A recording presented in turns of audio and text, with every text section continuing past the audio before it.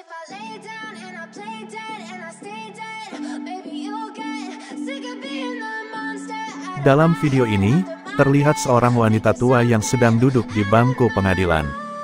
Di sana ia hanya tertunduk lemas, dan terlihat menangis menyesali perbuatannya. Apa yang terjadi pada wanita tua itu, dan kejahatan apa yang membuatnya berada di dalam bangku persidangan? So, tanpa perlu berlama-lama, pasang headset kalian dan selamat menyaksikan. Kisah ini bermula pada seorang anak laki-laki berusia 17 tahun, bernama Jonathan Hoffman. Ia tinggal di West Bloomfield, yang terletak di luar kota Detroit, Michigan, Amerika Serikat. Jonathan yang digambarkan sebagai pria dengan karakter yang lucu, dan memiliki ambisi untuk melanjutkan studinya di University of Michigan. Namun kehidupannya berubah, setelah kedua orang tuanya memutuskan untuk berpisah. Setelah perceraian kedua orang tuanya, ada satu hal lain yang paling membuat Jonathan merasa tertekan. Yaitu ketika adiknya yang didiagnosa menderita kanker otak dibawa pergi oleh orang tuanya, untuk berimigrasi ke Arizona. Jonathan yang sendiri kemudian ia tinggal bersama neneknya, yang saat itu berusia 72 tahun bernama Sandra Lane. Awalnya semua baik-baik saja hingga pada suatu waktu, Jonathan mengenal narkoba dan semuanya berubah tak terkendali. Setelah cucunya menjadi pecandu narkoba, Sandra pun kesulitan untuk mengendalikan Jonathan, karena wanita tua itu bingung harus berbuat apa. Suatu ketika Jonathan pernah ditangkap polisi karena ditemukannya narkoba di dalam mobilnya. Namun tak lama kemudian ia dibebaskan kembali, dengan syarat dalam pengawasan polisi untuk jangka waktu tertentu. Penangkapan tersebut rupanya tidak pernah membuat Jonathan kapok. Perilakunya justru menjadi semakin buruk setelah peristiwa itu. Hingga suatu hari, Jonathan yang kembali menggunakan narkoba ia pun tertangkap polisi untuk yang kesekian kalinya. Hal ini akhirnya membuat Sandra bertekad untuk menghukum Jonathan, dengan caranya sendiri. Bukannya mengirim Jonathan ke pusat rehabilitasi, tetapi sang nenek akan mengirimnya ke alam kematian. Pada tanggal 18 Mei tahun 2012, Jonathan yang kala itu ingin pergi keluar rumah untuk menemui teman-temannya. Ia pun dilarang keras oleh Sandra. Hal itu dilakukan karena ia takut Jonathan akan kembali menggunakan barang haram tersebut. Sandra yang mencegah Jonathan keluar rumah untuk menemui teman-temannya, membuat keduanya bertengkar hebat.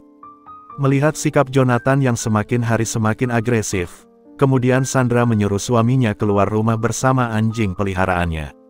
Hal ini dilakukan agar Sandra bisa pergi untuk mengambil senjata api, yang ia beli beberapa hari sebelumnya. Apa yang terjadi selanjutnya? Sandra kemudian melepaskan beberapa tembakan ke arah Jonathan. Jonathan yang kala itu masih tersadar, ia pun sempat menghubungi polisi dan berbicara dengan operator 911, untuk meminta pertolongan. Dalam situasi itu keduanya pun masih melakukan perdebatan. Jonathan yang sudah terluka parah, ia memohon kepada sang nenek agar tidak membunuhnya. Entah apa yang ada di pikiran Sandra kala itu, ia kemudian melepaskan kembali tembakan ke arah Jonathan. Dengan banyaknya luka tembakan tersebut, akhirnya Jonathan tewas seketika di tempat kejadian. Tidak lama setelah panggilan darurat dari Jonathan, polisi kemudian tiba di lokasi kejadian. Di sana polisi menemukan Jonathan tergeletak di lantai, sedangkan sang nenek sedang memegang senjata api miliknya. Di lokasi itu juga, tanpa perlawanan Sandra langsung mengaku kepada polisi, bahwa dirinya telah membunuh cucunya sendiri. Polisi pun memeriksa sekitar lokasi kejadian, dan diyakini bahwa di dalam rumah tersebut hanya ada Sandra, dan cucunya saja. Ia pun akhirnya ditangkap polisi dan kemudian diadili. Sepanjang persidangan, nenek itu hanya tertunduk lesu dan sesekali menangisi perbuatannya. Hasil autopsi menemukan 8 luka tembak pada tubuh Jonathan, dan ada 2 peluru lagi yang bersarang di dalam tubuh remaja tersebut. Dalam persidangan, jaksa penuntut meminta dilakukannya tes mental terhadap Sandra, untuk mengetahui kondisi kejiwaannya. Sandra yang merupakan pensiunan guru, ia menyalahkan orang tua Jonathan sepenuhnya, atas pembunuhan yang terjadi. Sandra mengaku bahwa dirinya tidak pernah punya keinginan untuk mengurus cucunya. Situasi semakin memburuk ketika Jonathan mulai terlibat dalam penyalahgunaan narkoba. Karena hal itu Sandra harus membunuh cucunya untuk membela diri. Hasil sidang kasus melihat Sandra dinyatakan bersalah dan divonis hukuman penjara maksimal 40 tahun. Selalu waspada dan berhati-hati, karena tindak kejahatan bisa terjadi kapan saja dan di mana saja. Sampai jumpa di video lainnya. Salam BJ Story.